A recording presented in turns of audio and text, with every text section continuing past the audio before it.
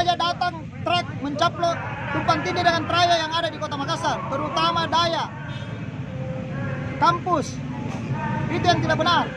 Mereka ASN ini harusnya pintar-pintar mengatur, dan saya yakin SDM mereka mampu untuk mengatur itu. Tetapi apa yang terjadi? Membenturkan dua trayek antara bus dengan sopir angkot. Trayek angkot sudah dari dulu sudah ada. Kita semua ini sarjana pernah naik angkot. Jangan dengan semena-mena langsung datang. Saya sudah katakan, jalankan bus, jalankan angkot, tapi tolong jangan tumpang tindih.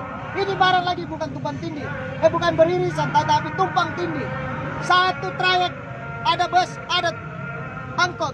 Kekuatan kami satu angkot 40, maksimal 40 penumpang.